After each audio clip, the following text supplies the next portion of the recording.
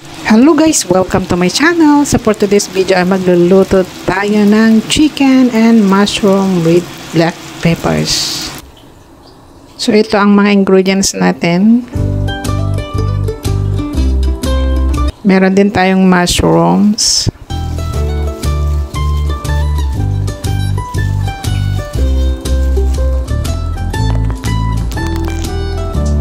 So ikakat na natin yung mushroom into little bit thick.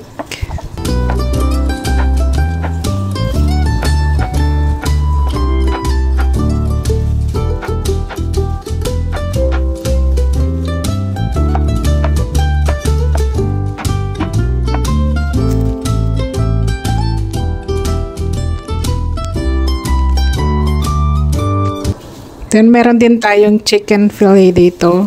Ito ang gagamitin natin para hindi siya masyadong mataba. So, i-marinate lang natin ng salt, pepper, and cornstarch. So, i-mix lang natin.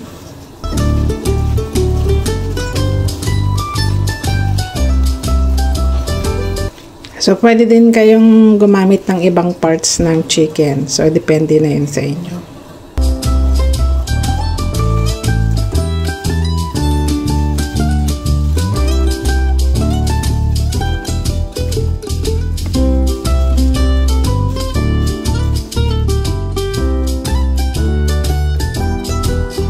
So, ayan, naka-prepare na lahat ng mga ingredients natin. So, gagawa din tayo ng seasoning, yung oyster sauce, lighter sauce, and sugar. So, ibablance natin yung mushroom, then set aside natin.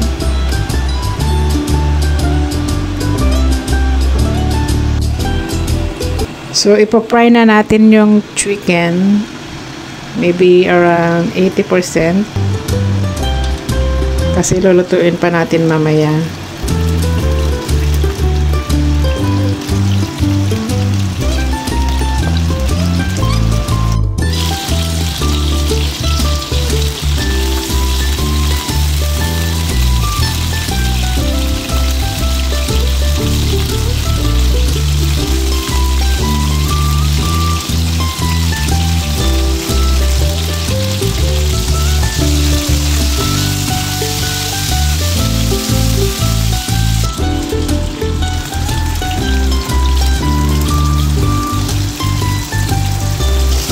So, ayan, tapos na lahat na prito.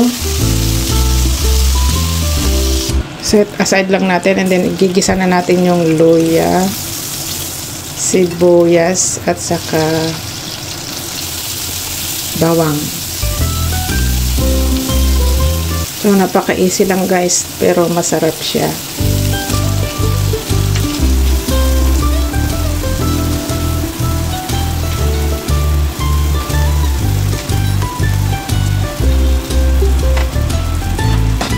Then, saka natin i-add yung chicken. So, ayan.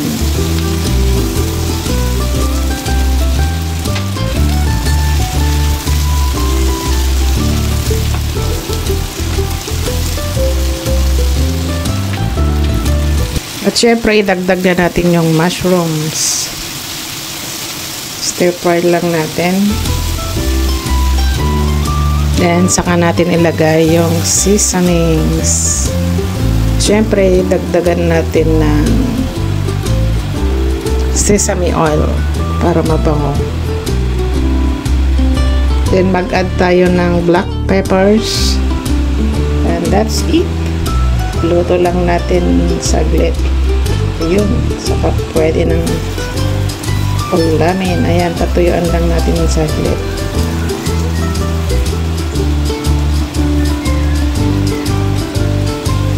So, yan guys. Luto na siya. So, ganito lang yan kasimple guys pag wala kayong mga idea about sa chicken recipe. So, ito gawin nyo guys. Masarap siya.